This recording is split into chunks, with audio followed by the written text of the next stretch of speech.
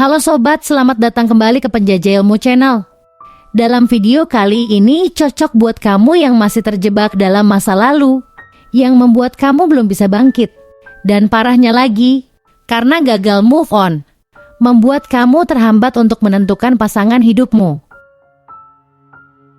Ketika hatimu sudah merasa nyaman dengan seseorang, akan membuat semua terasa indah, seakan-akan di dunia ini hanya dia satu-satunya lah yang mampu memahami dirimu. Hari-hari terasa indah dilalui dan kebahagiaan terus menghiasi tiap kebersamaanmu. Hingga terlintas dalam pikiranmu bahwa pasanganmu adalah memang tercipta untukmu. Namun perjalanan hidup tak selamanya indah, terkadang ada waktunya sebuah kebersamaan harus berakhir dengan perpisahan.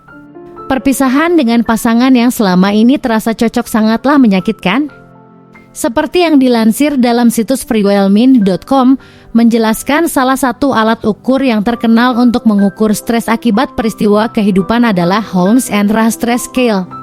Dalam skala tersebut, memaparkan bahwa stresor atau penyebab stres yang tertinggi adalah berkaitan dengan kehilangan pasangan dan berpisahnya sebuah hubungan. Jadi wajar jika kehilangan pasangan, baik karena perceraian atau kematian, bisa merubah hidup seseorang. Tak jarang pula perpisahan menyebabkan traumatis. Ada pula orang yang terus terjebak dengan kesedihan yang membuat ia merasa jika pasangan sebelumnya tak tergantikan. Tentunya ini merupakan kondisi yang tidak sehat karena akan menghambat seseorang untuk menjalani hidupnya secara normal. Nah, berikut tanda-tanda seseorang yang masih terjebak dalam masa lalu atau bahasa kerennya gamon, yaitu gagal move on. Berikut tandanya. Pertama, selalu memikirkan mantan. Jika kamu mendapati mantanmu selalu ada dalam pikiranmu, ini bisa menjadi tanda bahwa kamu belum sepenuhnya move on dari perpisahan. Kamu mungkin berkhayal tentang kembali bersama atau mengulang momen-momen dari hubungan kalian dalam pikiranmu. Meskipun wajar untuk memikirkan mantan dari waktu ke waktu, jika pikiran ini menjadi mendalam, itu bisa menunjukkan bahwa kamu belum sepenuhnya melepaskan. Ini adalah salah satu tanda terbesar bahwa kamu belum move on dari mantanmu. Kedua, stalking mantan di media sosial.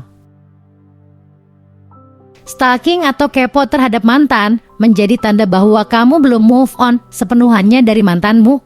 Media sosial telah membuat lebih mudah untuk seseorang memantau mantan, tetapi ini bisa berbahaya bagi kesehatan mentalmu dan mencegahmu untuk move on. Jika kamu sering memeriksa profil media sosial mantanmu, itu bisa menjadi tanda bahwa kamu belum sepenuhnya melepaskan.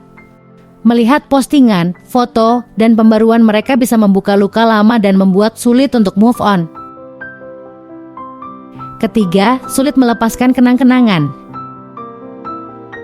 Menyimpan barang-barang kenangan dari hubungan masa lalumu, seperti foto, hadiah, atau pakaian, bisa menjadi tanda bahwa kamu belum move on. Meskipun wajar ingin menyimpan kenangan, jika barang-barang ini mencegahmu untuk maju, mungkin sudah saatnya untuk melepaskannya. Cobalah kamu bertanya pada diri sendiri, apakah terlalu mencintai seseorang itu adalah hal yang tepat, yang menyebabkan kamu menarik diri secara emosional. Keempat, membandingkan hubungan baru dengan mantan. Tanda keempat ini jarang disadari tapi sering terjadi, yaitu membandingkan hubungan baru dengan mantan, termasuk membanding seseorang dengan mantan baik secara fisik maupun karakternya.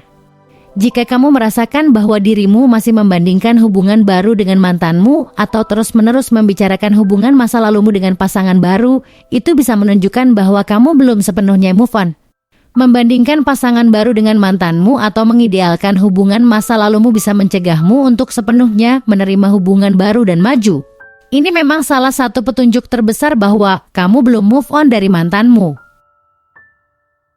Kelima, merasa terjebak atau tidak bisa maju.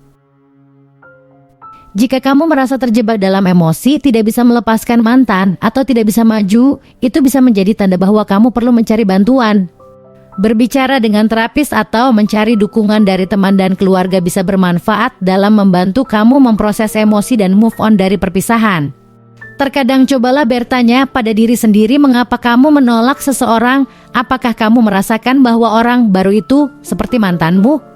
Padahal orang baru itu sama sekali tidak tahu tentang cerita hidupmu. Keenam, terus menyesali. Tanda terkahir belum bisa move on, terus menyesali. Di fase ini kamu terus menyesali apa-apa yang sudah terjadi dalam hubungan lalu.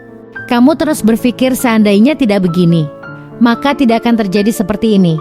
Atau pikiran-pikiran yang menghambatmu untuk maju.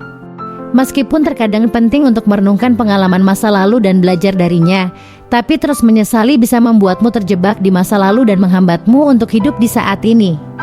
Kamu harus sadar, ini adalah salah satu tanda paling umum bahwa kamu belum move on dari perpisahan. Demikian sobat penjelasan tentang tanda-tanda seseorang belum move on dari masa lalu. Lantas, gimana ya cara untuk move on? Nah, untuk ini aku sudah pernah membahas dalam video ini khusus yang menjelaskan tentang cara move on. Ditonton ya, semoga membantu. Terima kasih sobat sudah menonton video ini sampai selesai. Buat kamu yang tertarik dengan video ini, jangan lupa like, share, dan subscribe Penjajah Ilmu Channel. Sampai jumpa.